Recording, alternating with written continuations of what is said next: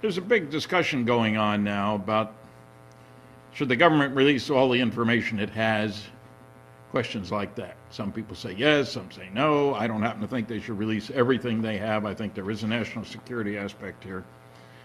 But there are a lot of sides to this question. So I've tried to come at this from a stand back and let's look at the big picture kind of approach. Let's see if I can make this thing work. Yeah. Funny, I don't recognize the crop circle pattern. Maybe he's trying to communicate with us, says the aliens in the little ship. Hey, you got to have a little humor. Here are my 4 major conclusions after 53 years of study and investigation. 1, aliens are visiting Earth. 2, some government people know all about it, a true cosmic Watergate. No good arguments against 1 and 2, and we're dealing with the biggest story of the millennium. So I'm not an apologist ufologist. I try to tell it like it is. I'm not a closet ufologist. Put it all out there. Now, that's just the starting point. There are a number, I spent a lot of my time, really, dealing with the false arguments made by the nasty, noisy negativists, the debunkers. I have other words which I don't use in public about these guys. And their arguments are pretty straightforward. You know, there's no convincing evidence. Governments can't keep secrets. They can't get here from there. If they were coming, they would land on the White House lawn. We all know that the President of the United States speaks for all 7 billion Earthlings, doesn't he? No reason to visit. They'd send a signal first. Frank Drake says maybe there are as many as 8,000 places in the galaxy where there might be people who are sending out signals. The Kepler spacecraft study people looking for planets all over the place, well, in a certain region of the sky, say there might be as many as 8 billion, and I'm closer to the 8 billion side than the 8,000 side, to say the least. These are all false arguments, and we'll deal with some of this stuff as we go along. As a nuclear physicist, and I have a couple of degrees in physics from the University of Chicago, and I spent 14 years of my life working on far out advanced, classified, eventually canceled government-sponsored research and development programs. Little companies like GE, GM, Westinghouse, Aerojet General, McDonnell Douglas. I set a record for working on canceled programs, I think. It wasn't my intention, but, you know. My first rule is you study the evidence before you open your mouth. That's not a common rule. There are an awful lot of people saying a lot of stuff who haven't looked at any of the evidence. Don't bother me with the facts. My mind's made up. This is the cover, a privately published version of the largest study ever done for the United States Air Force. This is done way back in '55. Here are 2 other good sources of information. The UFO evidence on the left, data on 745 unknowns out of 4,500 cases that were investigated. Special Report 14 looked at 3,200 cases. On the right, we have testimony from 12 scientists. I was the youngest one of the group and the only one without a PhD. The best papers by Dr. James E. McDonald, 41 excellent papers. He was a professor of physics. And it's funny how these sources, and there are others, are consistently ignored by the debunkers. It's like it's a rule. Don't bother me with the facts, my mind's made up. But the public doesn't know, I'm not going to tell them. If you can't attack the data, attack the people, it's easier. And do your research by proclamation, because investigation is too much trouble and nobody will know the difference. Excellent source of information, 12 scientists, all but 1, me, with a PhD. Here's Dr. J. Allen Hynek's book, The UFO Experience. He was the Air Force consultant for 21 years. I just bought a new book yesterday, Life in the Universe. And I got a list of books. This is written by an astronomer. Hynek's book isn't on the list, just as you might expect. A lot of good cases in here. Here's the University of Colorado study, and many people think that it showed that there was nothing to UFOs. If you read the press coverage, now the UFO nuts can join the Flat Earth Society and let the rest of us do something useful. That's what one California paper said. The fact of the matter is that a special UFO subcommittee of the world's largest group of space scientists, American Institute of Aeronautics and Astronautics, decided after studying the subject that one could come to the opposite conclusions from Dr. Condon's. Any phenomena, they say, with 30% unexplainable cases is certainly worth further investigation. And as a nuclear guy, I'm always accustomed to looking at the small minority.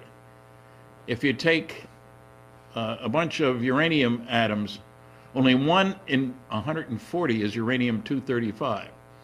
That's the one we use in our early bombs and in nuclear reactors and so forth. So more than 99% of the atoms of uranium are not fissionable easily, but it's the one that is. It's like the basketball coach. Don't tell him about the midgets. He said, give me one 7-footer. Yeah, I know most people aren't 7 feet tall, so what? Give me one guy who is. That'll do it. So with regard to UFOs, you got to ask the right question. Not are all UFOs alien spacecraft. Are any? Is a much better question. My answer is very definitely yes. Typically 20%. Okay. So there's some homework to be done, in other words. Now, to illustrate, I know it comes as a shock to you that I would say that people who work for the United States government would lie. But, bear with me for a little bit. Here's a statement made by the Secretary of the Air Force, Donald Quarles, way back in 1955. On the basis of this study, this dealt with Blue Book Special Report 14, the first cover I showed you. We believe no objects such as those properly described as flying saucers have overflown the United States.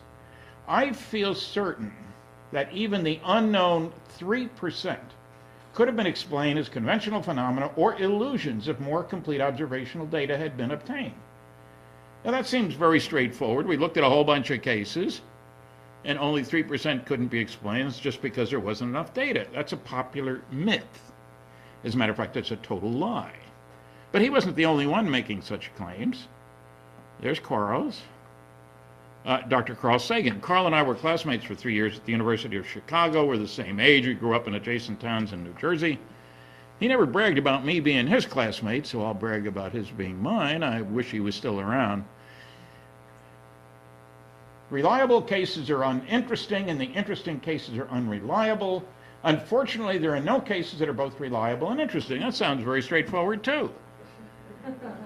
The only trouble is that, just like with Quarles' statement, it's a total lie. Not just misrepresentation, a lie. There's Carl.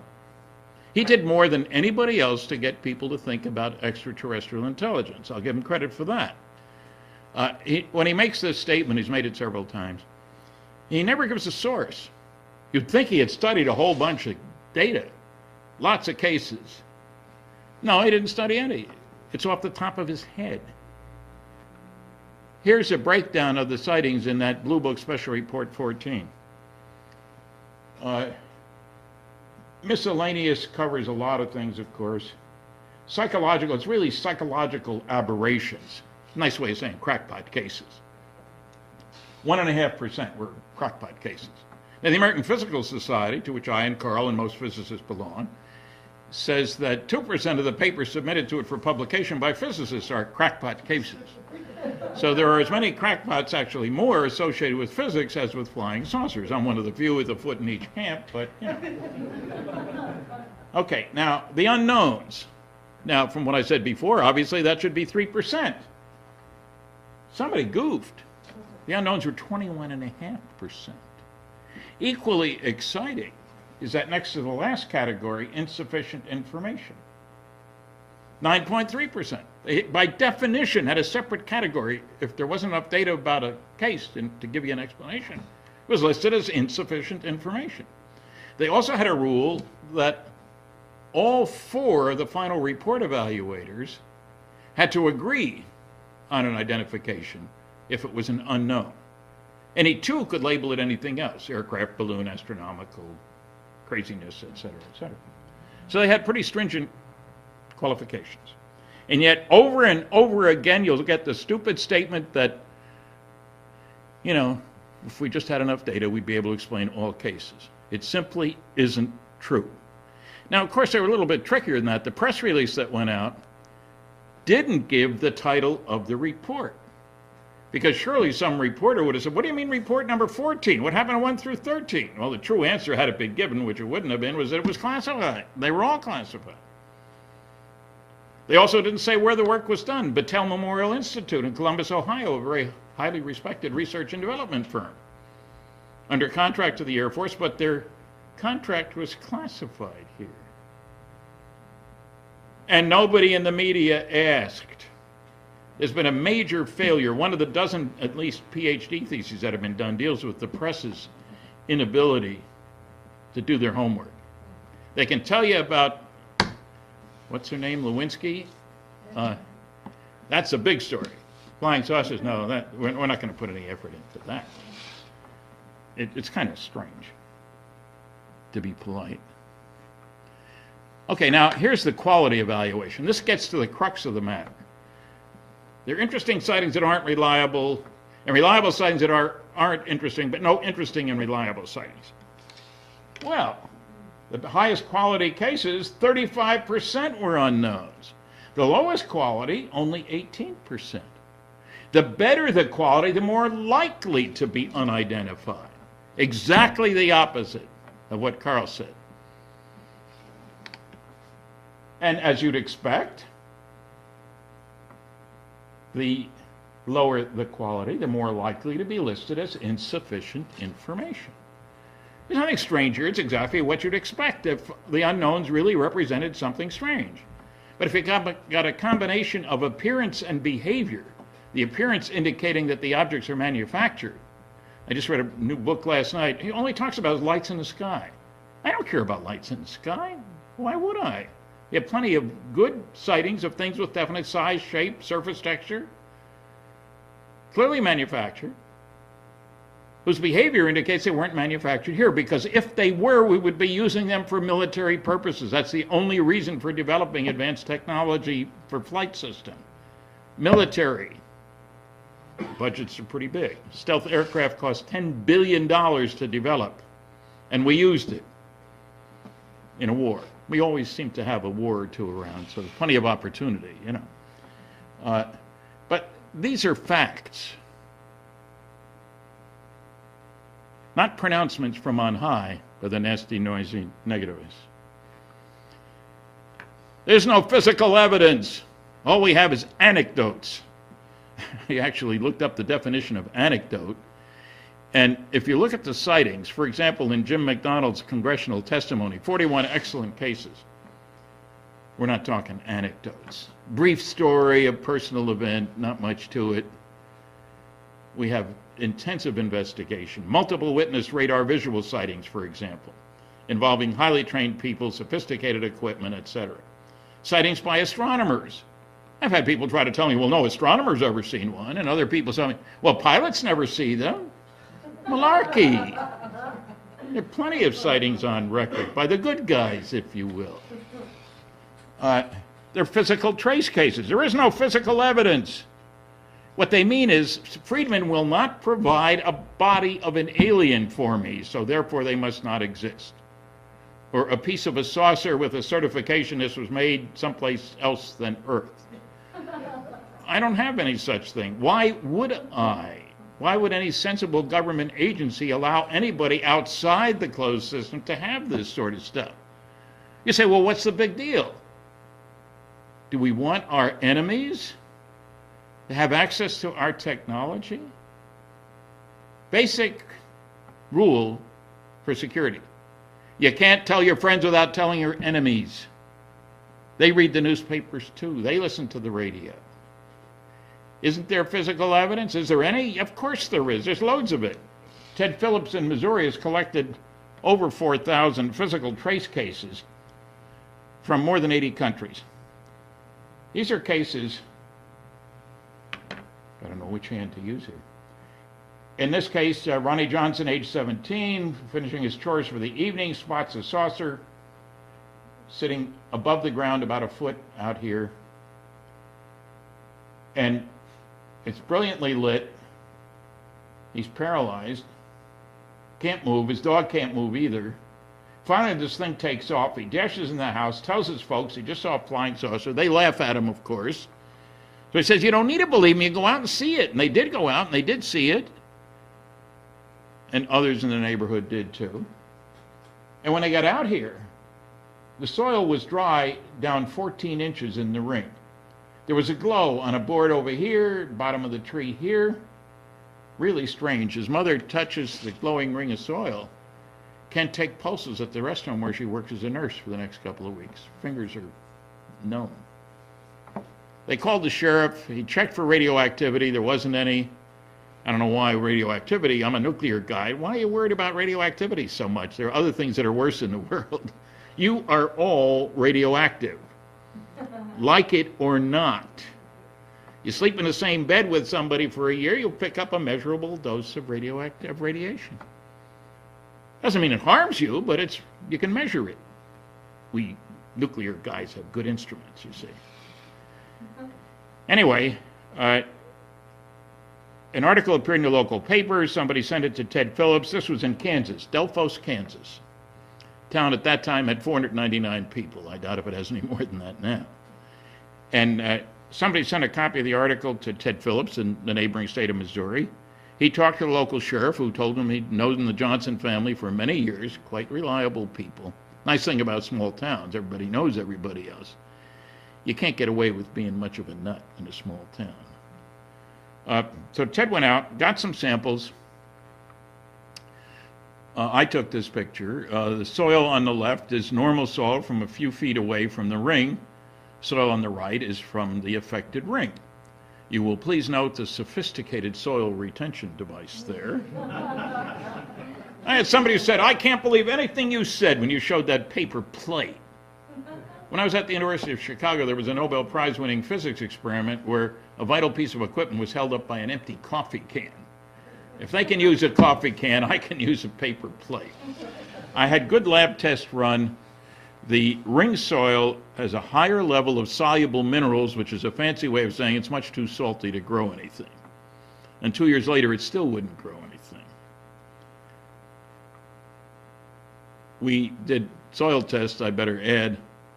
The ring soil wouldn't mix with water, wouldn't make instant mud. The normal soil would. Ring soil wouldn't support plant seed germination.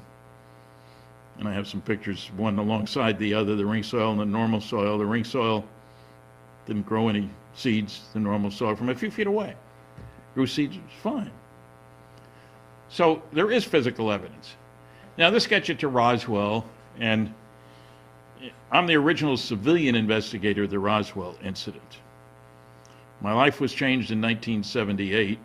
I'd heard about it before, but then by a passing remark. I was at a television station in Baton Rouge, Louisiana, supposed to do 3 interviews to promote a lecture that night at Louisiana State University.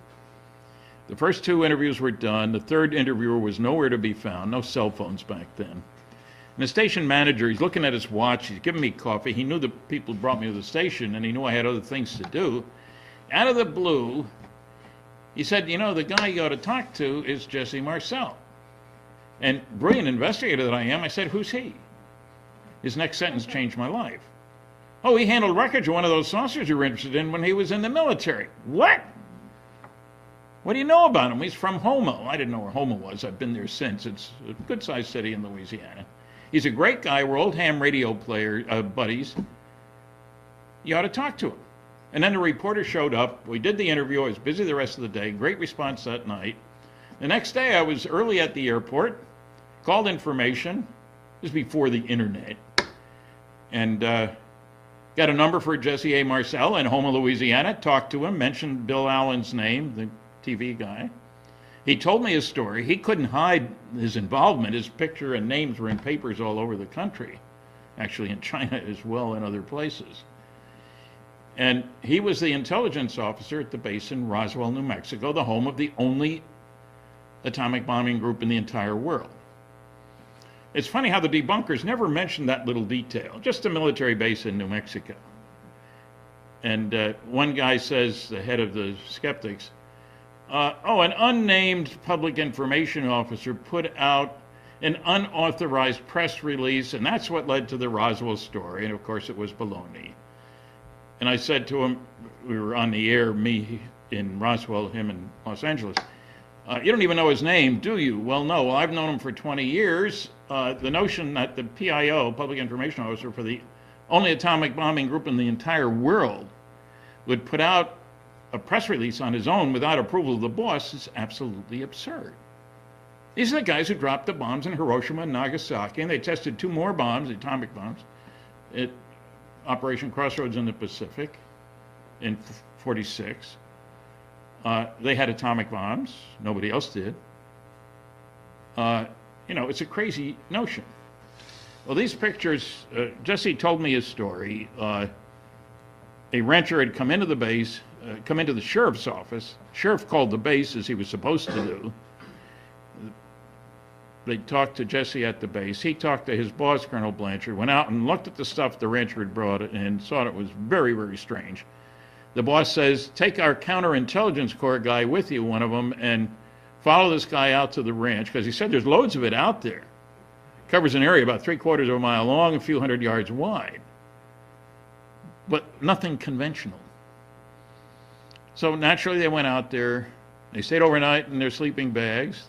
Rancher gave him a can of beans. Jesse told me this. He was not a rich rancher. He operated the ranch. He didn't own the ranch. Bill Brazel, Mac Brazel was his name. His son was Bill. Talked to him too. They spotted this large debris field.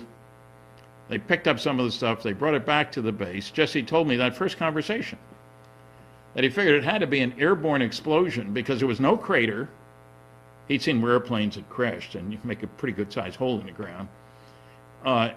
And to spread the stuff out over this large area had to be an explosion up here. He didn't have an exact date. Great story.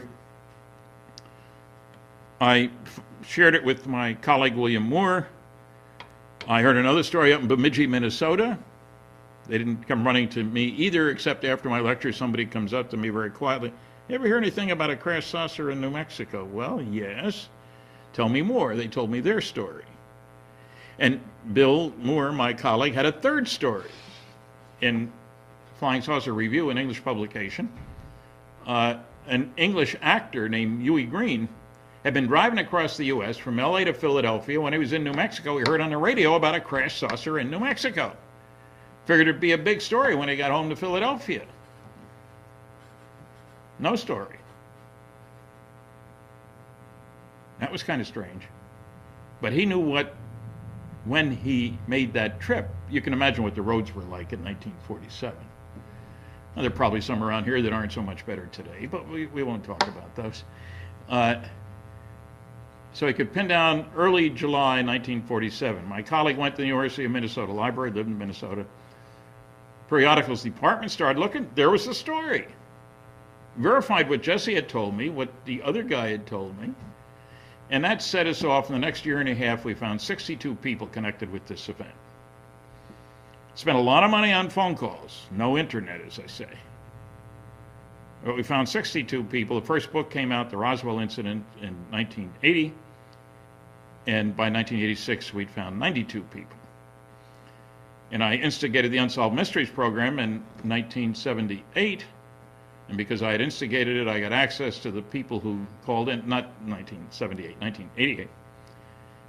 And it was seen by 27 million people, that show, the first time around, and 30 million the second time around. And because I had instigated, I got access to some of those people who called in. And I've been working on this darn case ever since then, since 78. Who ever thought? And I should point out, this is phony wreckage. This is General Roger Ramey, the head of the 8th Air Force. He was Colonel Blanchard's boss. Blanchard was Marcel's boss. This is Thomas Jefferson Dubose, who was his chief of staff, a colonel at the time. I was thinking about it, and I knew that Ramey was dead, and I knew Blanchard was dead, but I wondered about Dubose. Called West Point, figured he might have been West Pointer because many of the old-time officers were from West Point after the war. The other guys got out. And I located General Dubose, met with him. His testimony is on a DVD called Recollections of Roswell, 27 first-hand witnesses, almost all of whom are now dead. I don't know how to interview them anymore. Maybe you can find somebody who can, but I can't. And Tommy was a great guy. Met with him twice, as a matter of fact. Don Schmidt and I met with him together on one occasion. And what's interesting is that piece of paper that Ramey is holding in his hand. And it turns out, because this was a high-quality camera, press camera, speed graphic, the resolution was very much better than today's digital cameras, which we think are the latest technology, but there's nowhere near as good as the old slides were, or this camera. And somebody has managed to read most of that, and it has lines like "victims of the wreck." Now, all balloons have victims of the wreck, right? How ridiculous can you get? This is Tommy DuBose, umpteen years later. You can see the color of my hair, how long ago this was taken. But I show it to you to say that I met with him firsthand. He was very sharp, took us to the finest restaurant in town. He lived around Orlando. We had to edit the film that Don Schmidt and I made. He was talking about some of the women secretaries that he and General Ramey had gotten to know, and we didn't think that belonged on this tape. It was a good thing, because later on one of his relatives wanted a copy of the tape.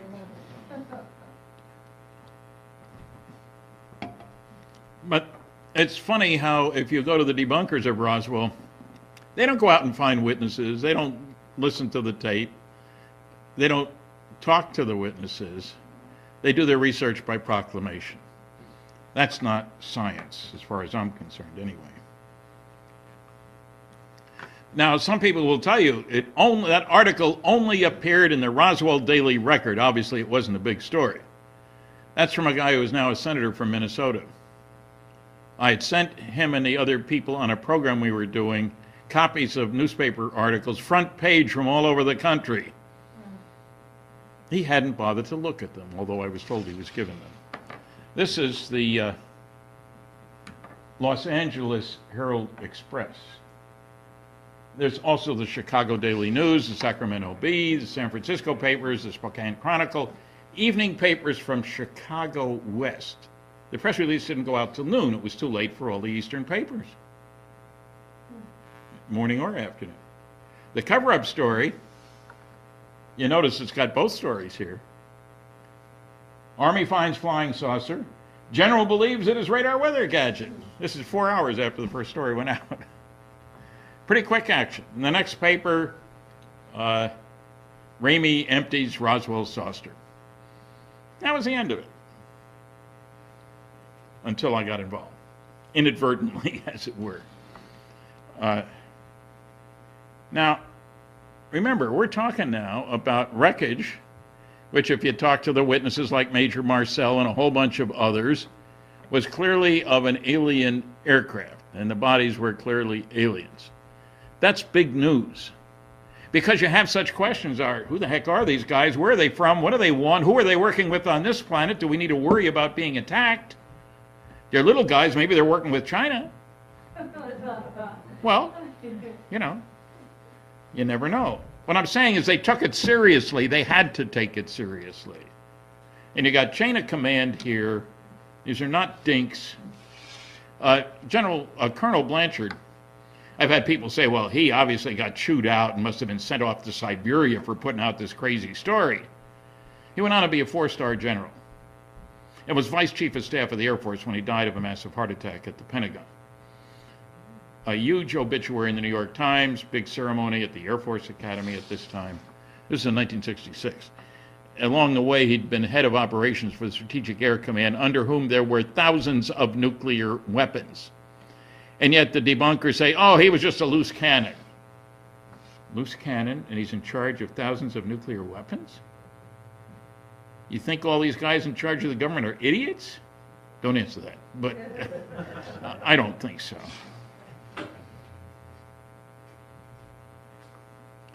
And of course, the Air Force got in the act. They put out 2 volumes. It's over 1,000 pages. The Roswell Report, Fact versus Fiction in the New Mexico desert, the Air Force supplied the fiction. They even lied about me in here, which I strongly resent. And even the picture on the front, that's what the rancher looked like. He didn't see anything in the sky. He heard something. And they said in this report that they weren't going to say anything more about Roswell. This is 1994. Well, they lied again. Here's the second volume, the Roswell Report, case closed. Now, that volume made a point of Project Mogul. And of course, they lied about it. The original story said the wreckage was recovered last week. And then suddenly, oh, you know what? It really crashed on June 14th. Now, how do you get June 14th as last week from July 8th, which is the date that all the headlines were? That doesn't figure, for one thing. They lied about me. They said the first article was in 1978 in the National Enquirer. It was in 1980. I know I gave the Enquirer reporter Jesse Marcel's information because our first book, The Roswell Incident, was due out any moment. And Bob Pratt, the reporter, was a fine reporter. He was a liaison between the Enquirer scientific panel and the newspaper. But that first volume said Operation Mogul. Now, highly classified, oh, terribly classified. It wasn't. The purpose was to make a high altitude, constant altitude balloon that would fly for thousands of miles, which had all kinds of devices on it, which would listen for signals from a Soviet nuclear explosion should one occur. And that would be nice information to have if the Russians had nuclear weapons. A big concern at the time. But they didn't send chase planes after these things. They were let to lie in the desert. That wreckage you saw is standard balloons, but it isn't anything like what was the Mogul balloon train. They had 20 to 25 standard, normal, neoprene weather balloons. You used to buy them in surplus stores. Put them up about this big, and the kids would jump on them. It was great fun. If you leave them out in the desert for a couple of weeks, they turn to dust.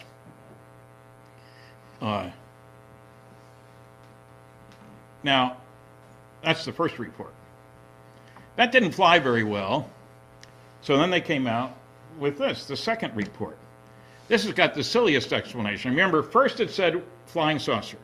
Then it said radar reflector weather balloon combination. Then it was Mogul balloon. And now the fourth explanation, this was great. Stories of bodies, you know, poppycock. Those were crash test dummies that we Air Force guys were dropping all over the state of New Mexico. They used a map showing the places where they were dropped. None were near either of the two crash sites. Kind of neat. Now, what's wrong with crash test dummies? There were such things. Well, as it happens, there were, as you might expect, a couple of things wrong. The one in the middle is the dummy. That's Sierra Sam. Now, I talked to Colonel Madsen, who was in charge of the program, met with him in person, and the Air Force couldn't be bothered, I guess, although this picture is in their book. Now, he stressed to me that there were two problems. One, all the crash test dummies were 6 feet tall and weighed 175 pounds and were in uniform. Why the uniform? Because any pilot who has to eject from an airplane is going to be in uniform, and that's going to affect the drag of the air around him, the temperatures and stuff. You don't want to let your parachute off right away because you're going to freeze to death before you get down. So now, can you imagine any rancher in New Mexico finding such a crash test dummy and assuming that must be an alien? Even though those were supposedly about 4.5 feet tall and had big heads. How do you morph this guy down to one of those? Oh, there's another little difficulty. None of these were dropped until 1953. So we have time travel for crash test dummies. And you say, how could they lie so blatantly? They lied because they got away with it. The New York Times had crash test dummies, front page, Sunday paper, above the fold. There's no better placement in the United States in a newspaper. crash test dummies explain stories of Roswell. People's memories weren't good. That's how they got him back to 47, you see. It's mind-boggling. But they got away with it. That's the important thing. So when somebody starts telling you, oh, that was all taken care of, no problem. You notice the boots, obviously those are little alien booties there, you know. Well, you know, my first shock, I was working under security, but with lots of data and industry and science. When I saw Blue Book Special Report 14 and the lies from the Secretary of the Air Force, I was mad. I was accustomed to tiptoeing around classified information on occasion. But flat out lying just seemed to me not the way things ought to be. Obviously, I grew up with the wrong ideas, that you're not supposed to lie to the public. But this explanation, and the fact that they got away with it, is really aggravating. I mean, if I could find Colonel Madsen, why couldn't the New York Times? His name is in the book. It's not Tom Jones. Anyway, it makes me angry. Okay, so Roswell was an important event because it was proof positive that aliens were visiting, and that the government knows quite a bit about it, and understandably wouldn't go public at the time. We don't know what they want, where they're from, how they operate. We don't know what our enemies know about them. How could we possibly say anything public? You know, the first atomic bomb was tested in New Mexico, was seen from 100 miles away, made kind of a big bang. Sheriffs were getting calls from all over the state. They had to say something. And they put out a cover story. An ammunition dump had blown up, and fortunately nobody was injured. And it was accepted. And I'm not blaming them for putting out that story. What are you going to say? Oh, we tested a brand new atomic bomb? And the Japanese would move men into their cities, so we would drop it on them? I mean, you know, there are limits. So I've had plenty of exposure to lies, more lies, crazy lies. Here's my book about Crash at Corona, the U.S. military retrieval and cover-up of a UFO, the definitive study of the Roswell incident. Corona is the town closest to where the crash took place. And they love me in Corona. They used to have a movie theater there, small town. And they, on the marquee of the movie at the time of the 50th anniversary, forget about Roswell, it all happened here, Corona. So that's where the title comes from. This is the Roswell story. Now, are we ready for contact? Well, when the government stops lying. Now, I've been told that governments can't keep secrets. Dr. Seth Shostak of the SETI Institute, you know what SETI is? Silly effort to investigate. It's supposed to be search for extraterrestrial intelligence, but it isn't. Now, Seth says, well, you can tell that they can't keep secrets. I mean, look at FEMA and Katrina. Look at the post office. These guys can't keep secrets. I didn't hear him say CIA, DIA, NSA, NSC, OSI, NRO. These are the agencies who keep secrets. Now, Dr. Tyson, the head of the Hayden Planetarium, he really proved that the government can't keep secrets in front of 1,800 people at Penn State University just a few months ago. He said, look, the fact that they can't keep a secret is perfectly clear. Look how much we know about President Clinton's genitals.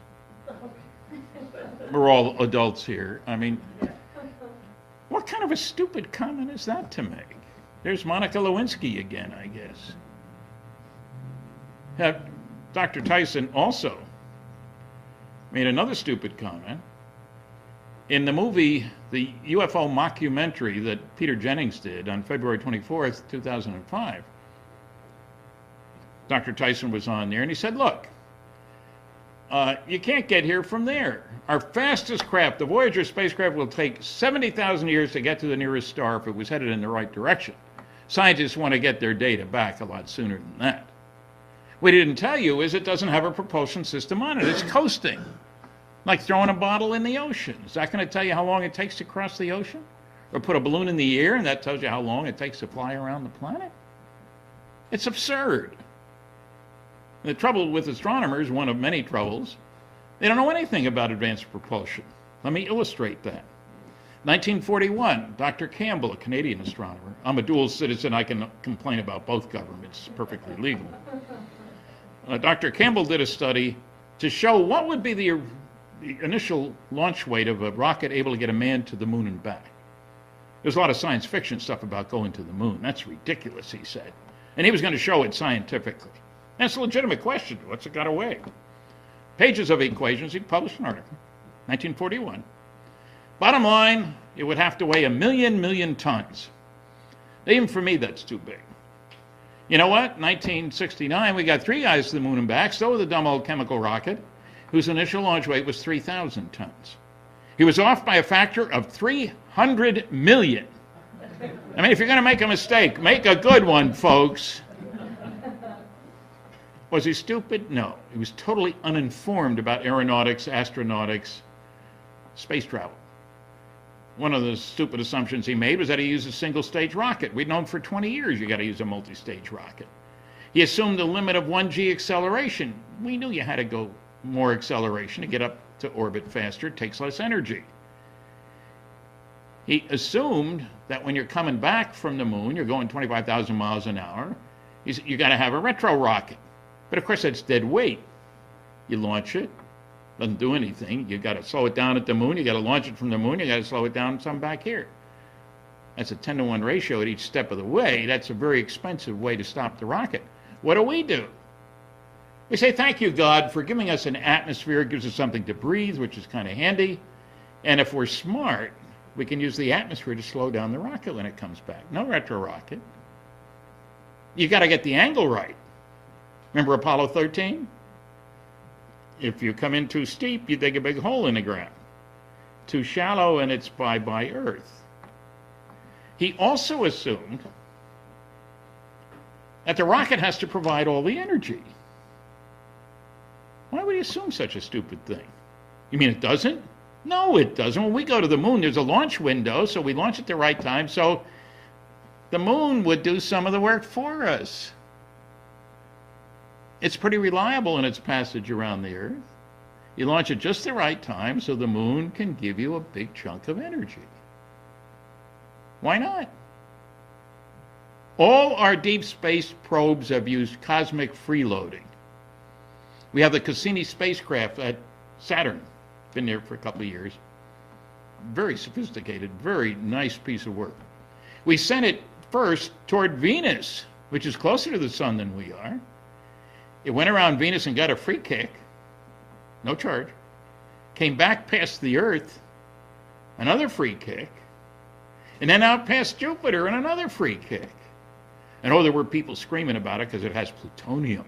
Of course, it's plutonium-238, not 239. You can't make a bomb out of it, and so forth and so on. But all our deep space probes take advantage of Mother Nature.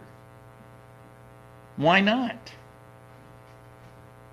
You know, if you're going to go up a hill, you don't walk down it, you ski down it. Let gravity do some of the work for you. So, if you make enough stupid assumptions, you can prove anything is impossible. Now, he assumed a chemical rocket. We'll talk about other ways of doing things besides chemical rocket. Now, you go back to the question, are we ready for contact? I think we have to recognize we got to study a lot of things. We got to ask a lot of questions. One of them is, can we convince the public that indeed you can get here from there? Because there are still people, including a number of astronomers, a number of people with piled higher and deeper degrees, who will tell you you can't get here from there. You violate the laws of physics. Baloney. You violate the laws of imagination, the lack of imagination on the part of the nasty, noisy negativists. Now, why do I show you this thing? What is that? Oh, it's a typical CIA UFO document. It took me 5 years to get.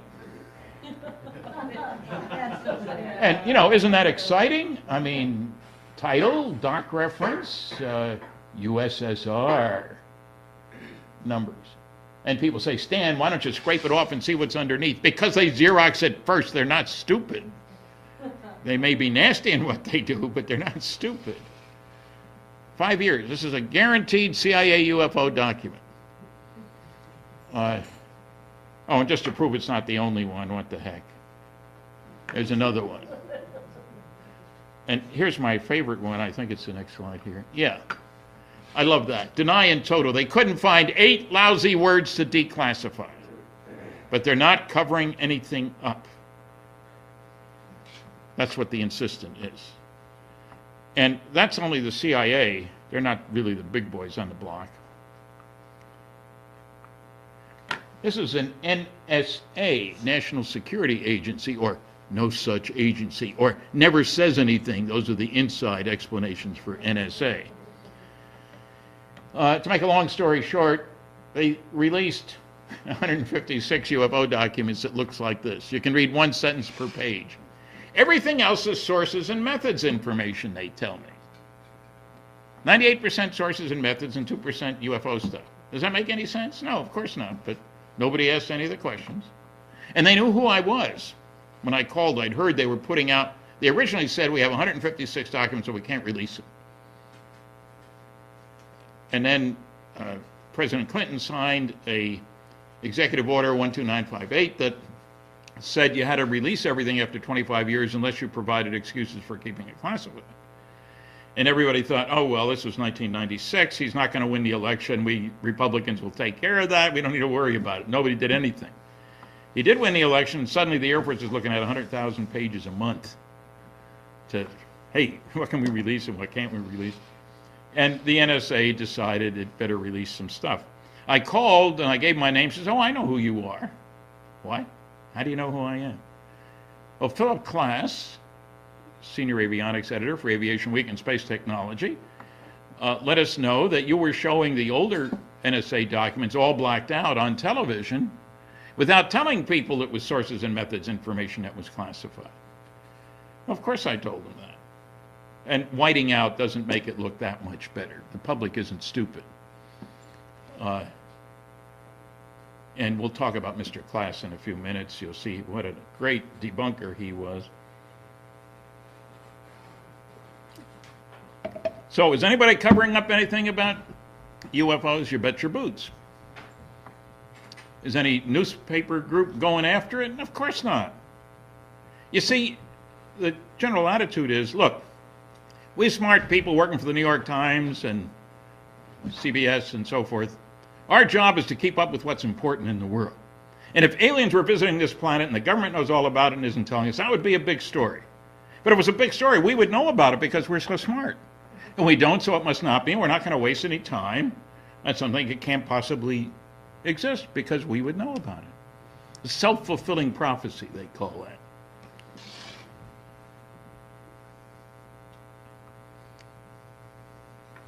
Now, a significant document that you never hear about from the noisy negativists, this is from General Carol Bolender.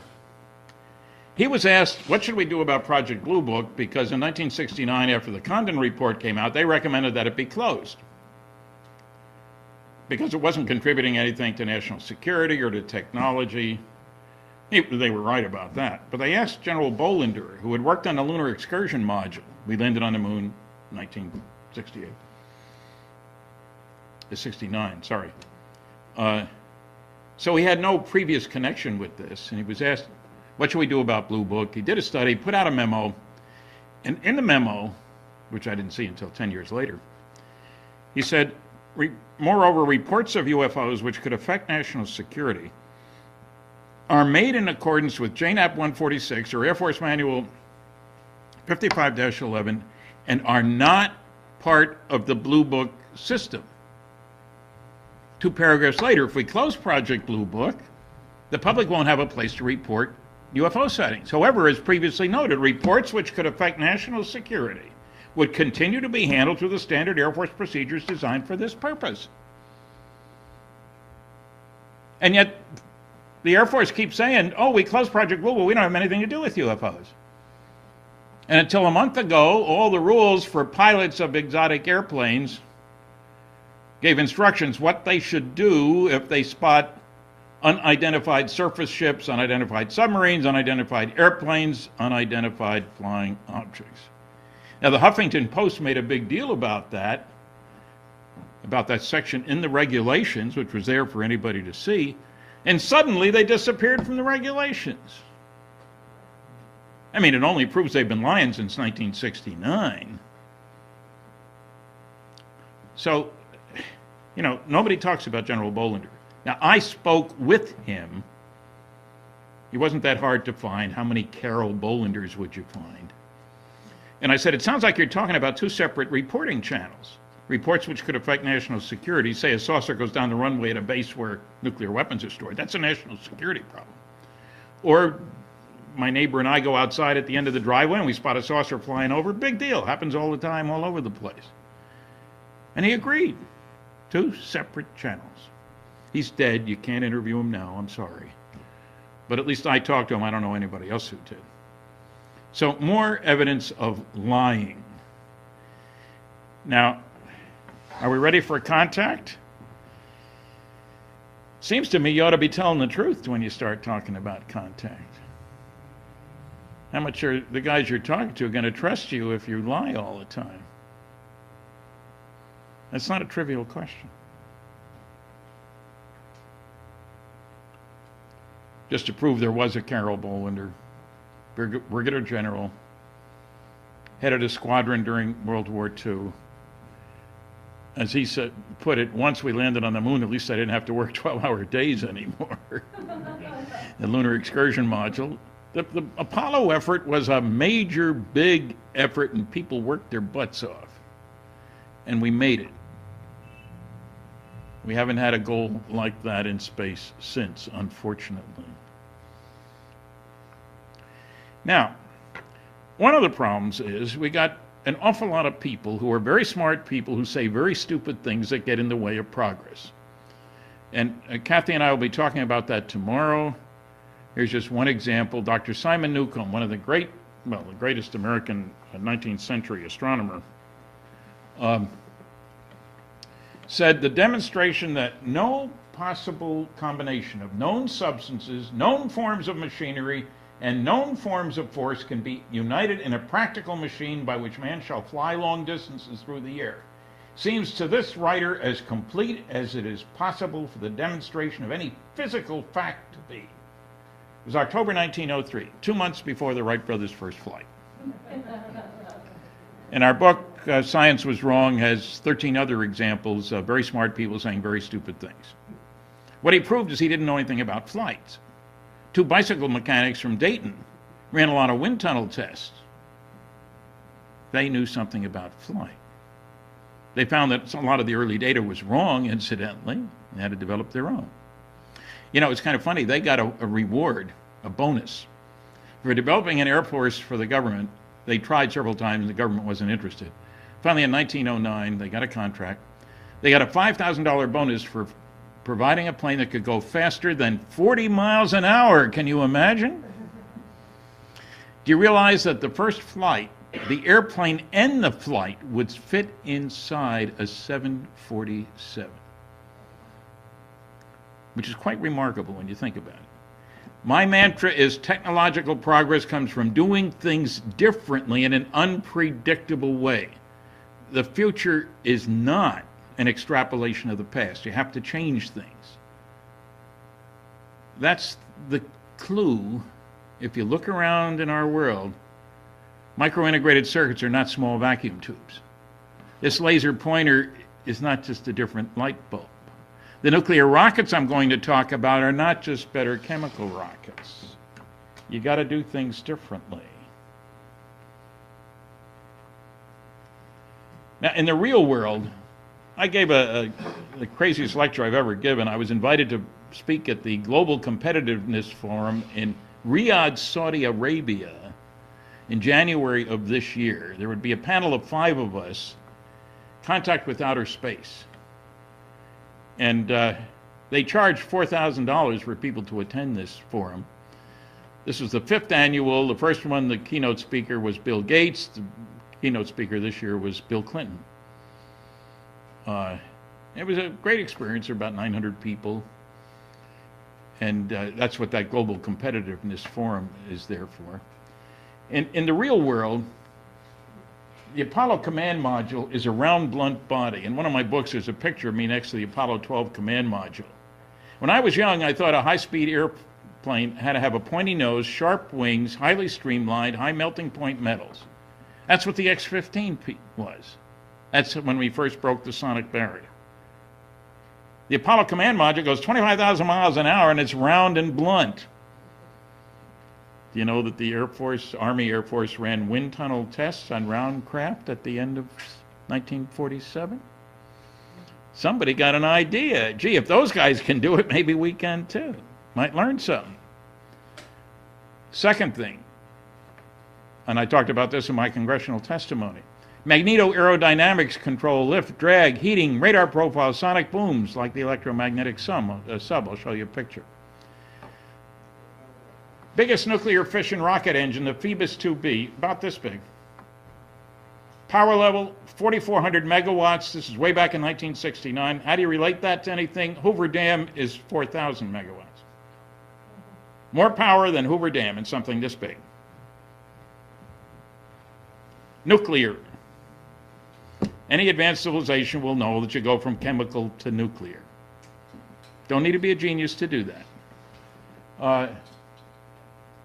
The navies have nuclear submarines that go around the world underwater.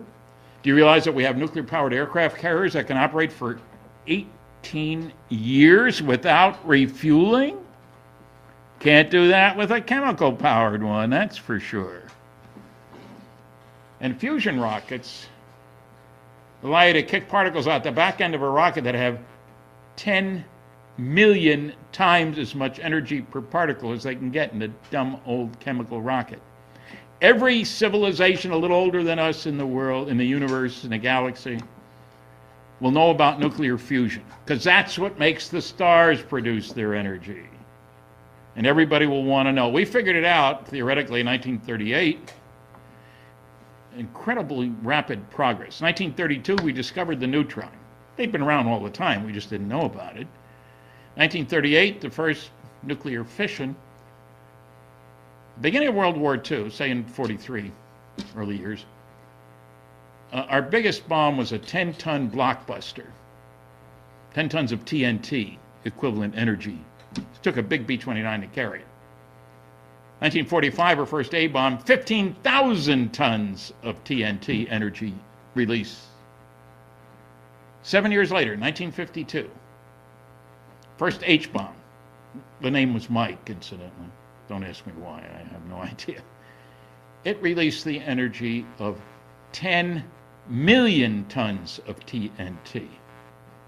And the Russians outdid us a few years later, 50 million tons of TNT energy released from one bomb. Talk about rapid change. 10 tons, 15,000 tons, 10 million, 50 million tons. If you were an alien, wouldn't you be worried about these idiots on this planet? I mean, let's face it. World War II, we killed 50 million of our own kind. We destroyed 1,700 cities. Would you want us out there? There were 3 signs that soon we'd be moving out, soon meaning less than 100 years, which is nothing on a cosmic time scale. Powerful rockets, the German V-2s. Powerful atomic bombs. And powerful radar. Beginning of the electronics revolution, if you will. There wasn't any before World War II in Europe. Only place in the world where you could study all 3 of these technologies was southeastern New Mexico. And that's where Roswell was. You think aliens wouldn't be interested? That's where the first atom bomb was set off. I mean, they probably went to Hiroshima and Nagasaki, but what you're going to find there besides a mess? You want to know who built the bombs, not who suffered from them. Okay, so I'm trying to give you a different picture of the world in which we live. Just so you know that I'm not pulling your leg. That's the NRX A6 nuclear rocket reactor propulsion system. I worked for Westinghouse. We tested that in 1968.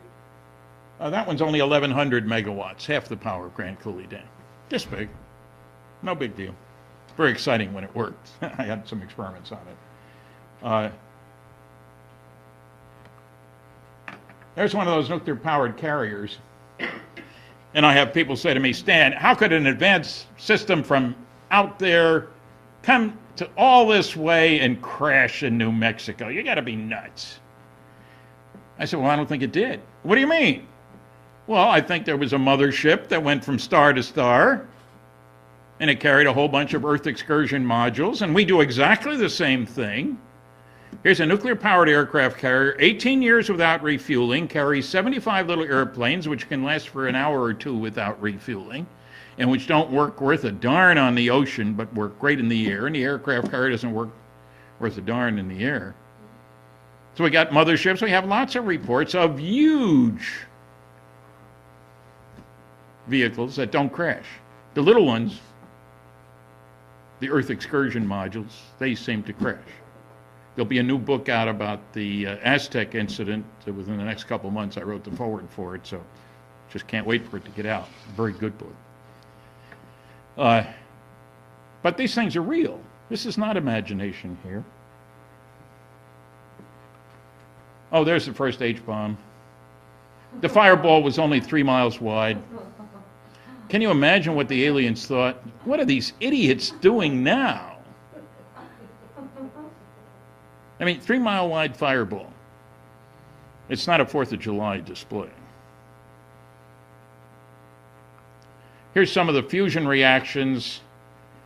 I know we're pushing time here, so. The important thing here is these are different isotopes. Helium, this is heavy hydrogen.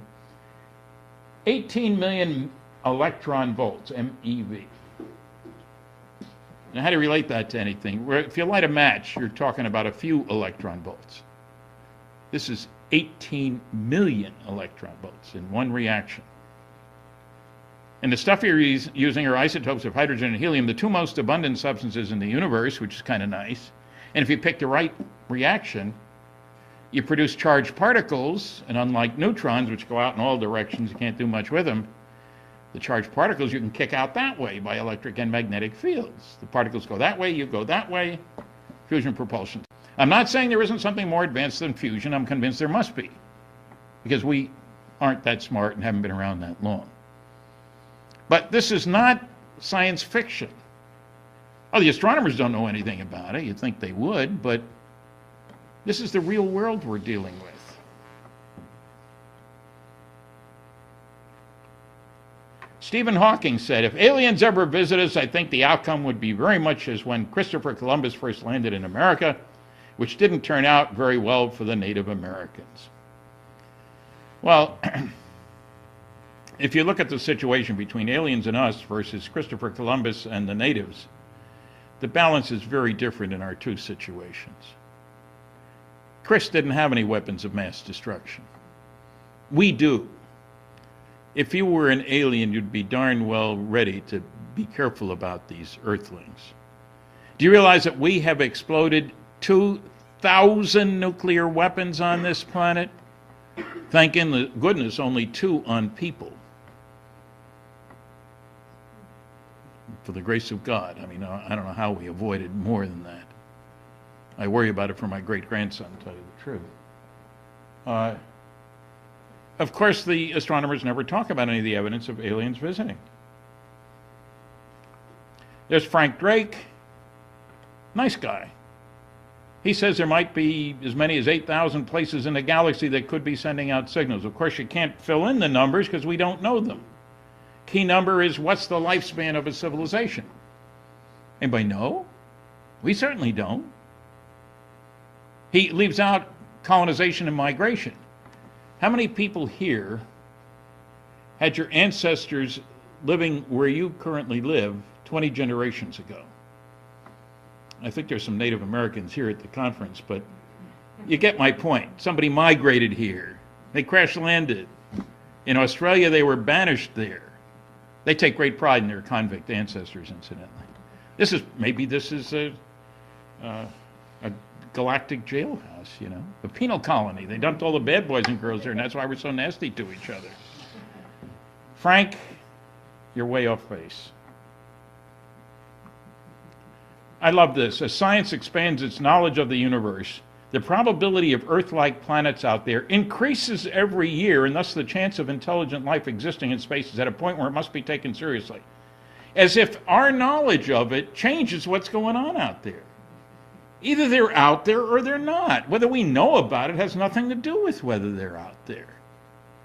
That's not science. That's ego. We're getting smarter, so maybe there might be others out there. That's pretty dumb. And then, of course, it's... I got everybody's favorite American, I can see that. Pat Robertson says, we are the only intelligent life in the entire universe. All this UFO stuff is the work of the devil. And he'd be up the creek without a religious paddle if somebody were to make an announcement. I didn't know he was such a popular guy. Dr. Susan Clancy says, nobody's been abducted. Kathy told you about her. She said she's read everything, she's listened to every program, and she gets everything wrong in her book, which I find really quite extraordinary. Got a Harvard degree. A couple of them.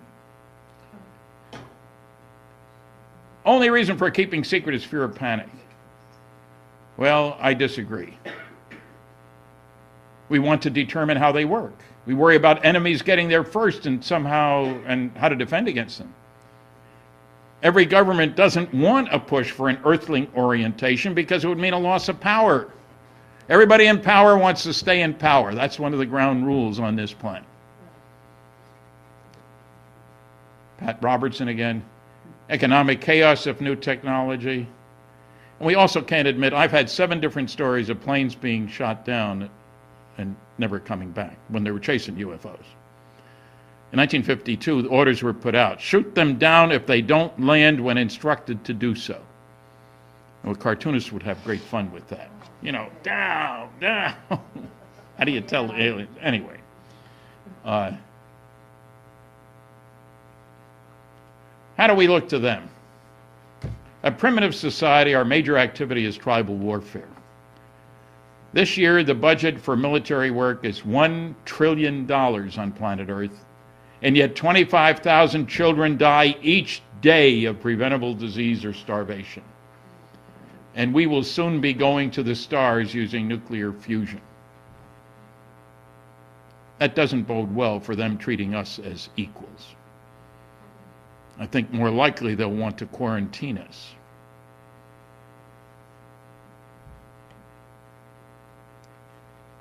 We are a threat to the neighborhood. We are not to be trusted with high tech. I've heard people say, well, why don't they land and just tell us how to solve all our energy problems and all these other. You don't give 3-year-olds loaded guns to play with. Maybe in Texas, but not here. I mean, let's be realistic. Oh, Phil Klass, one of the noisy negativists, I mentioned him earlier. I haven't talked about the MJ-12 documents. I say 3 of them are genuine. There's over 100 phony. I don't care about the phony. Give me the genuine ones. He challenged me on the typeface on one of the documents. Perhaps I hadn't noticed it was a large pica type. But he got 9 documents from the Eisenhower Library from the National Security Council. They were in the small elite type. He offered me $100 each for every genuine document meeting a whole bunch of criteria, done in the same size and style type, up to a limit of 10, unfortunately. I was going to the Eisenhower Library. He'd never been there. I picked up a bunch, sent him copies and an invoice for $1,000, and he paid me. This is his check. He didn't tell anybody about paying me. He told everybody about challenging me. Yeah, where's the newspaper report? There weren't any. There's my book about the Majestic 12 documents, Top Secret Magic. I have copies out across the street. There's going to be a movie, Magic Men. Don Schmidt and I have had our life stories bought. They've optioned his book, Witness to Roswell, and my book, Top Secret Magic. And they're going to make a dynamite movie, you know, a combination of JFK and all the president's men and Richard Dreyfuss is going to play me. That's not true. It might be. I would hope so. But it would be cool. And I hate to admit it as an author with 5 books after his name, but more people go to movies than read books. Damn. Book sales will be up. There's the magic man. There's Don. There's me, and there's Bryce Zabel, the guy who's got the options. Good guy. Nobody speaks for planet Earth. We have lots of heavy metals. We have many different religions. Can't get along. We are not taking care of our planet. Copernicus, in 1543, the year he died, published a book in which he said the Earth wasn't the center of the universe. That was heresy.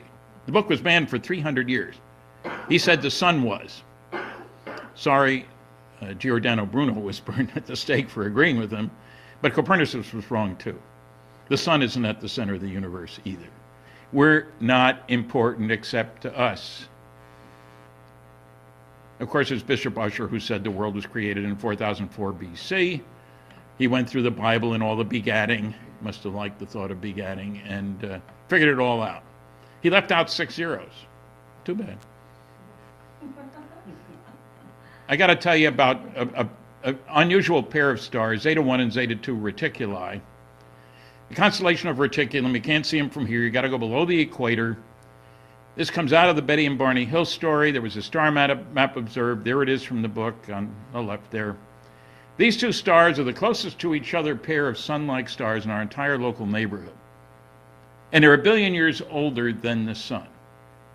And they're only 39.3 light years away. It would seem very logical that they would develop a method for interstellar travel when the nearest neighbor is only 1/8 of a light year apart, sooner than we do, especially when they got a 1 billion year head start. That's a very exciting piece of work, but it gives you a sense of perspective. Are we the big shots? Have we been around the longest? Are we the smartest? Come on. How ridiculous.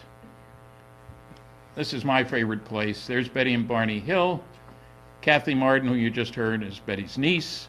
She'll be talking tomorrow, The Conundrum of Alien Abduction. There's the book. We have copies over there. Just some comments. Catastrophes happen. How many civilizations older than ours? All of them. Because we haven't been around that long.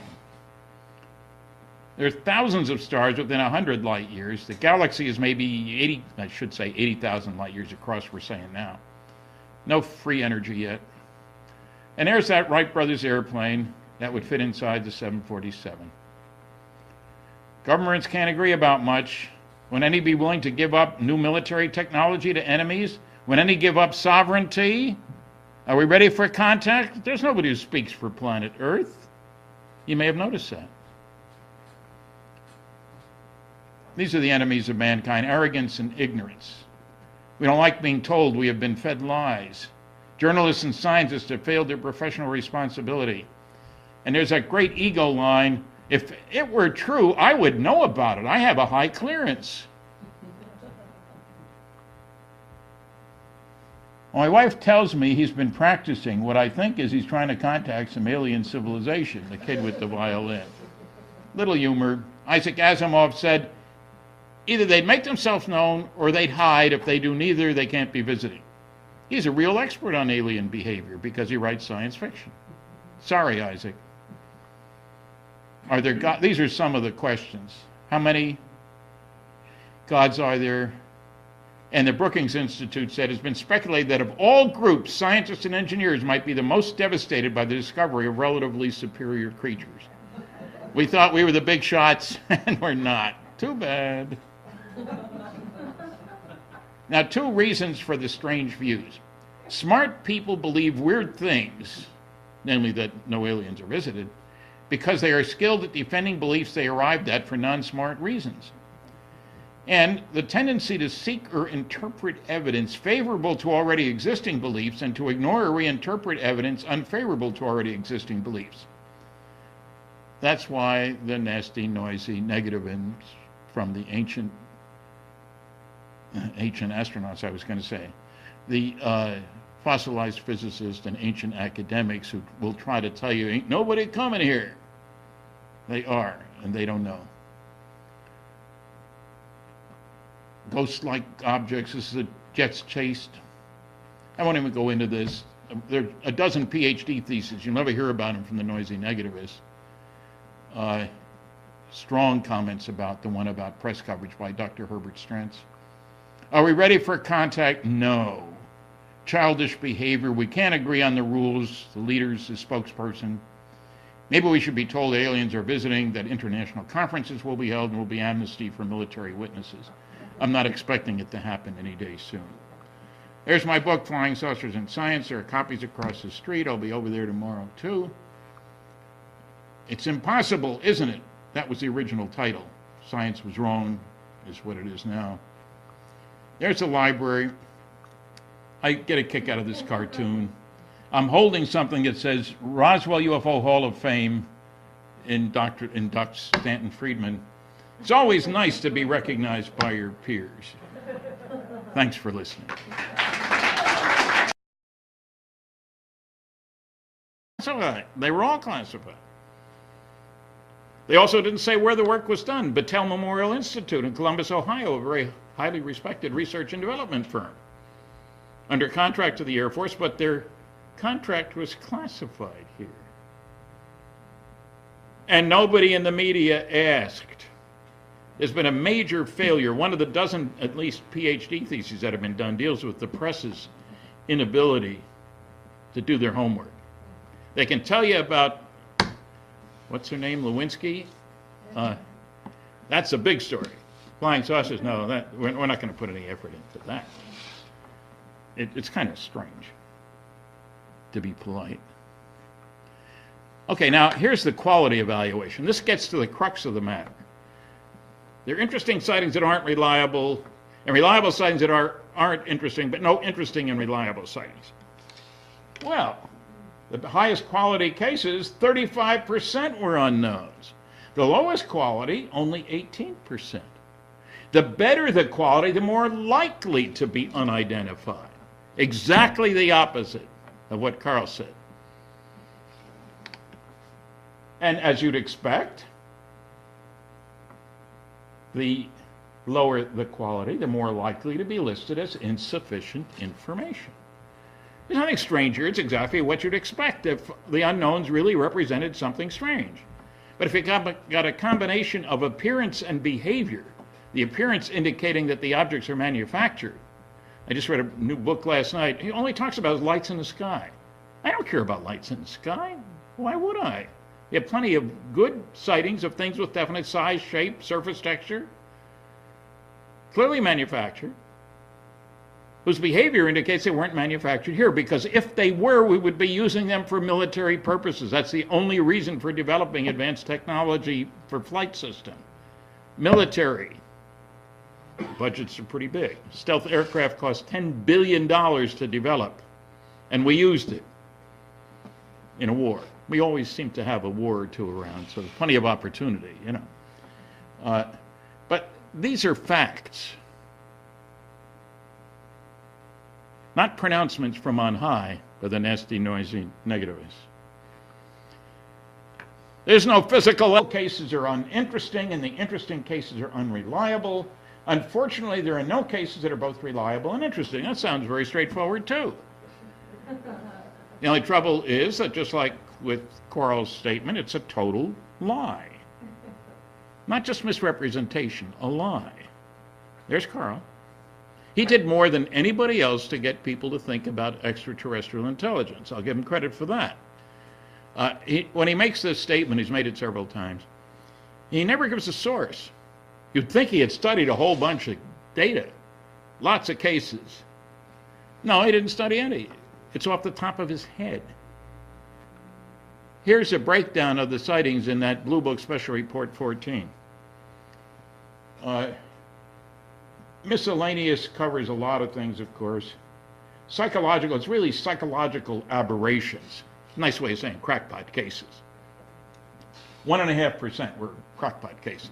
Now, the American Physical Society, to which I and Carl and most physicists belong, says that 2% of the papers submitted to it for publication by physicists are crackpot cases. So there are as many crackpots, actually more, associated with physics as with flying saucers. I'm one of the few with a foot in each camp, but, you know.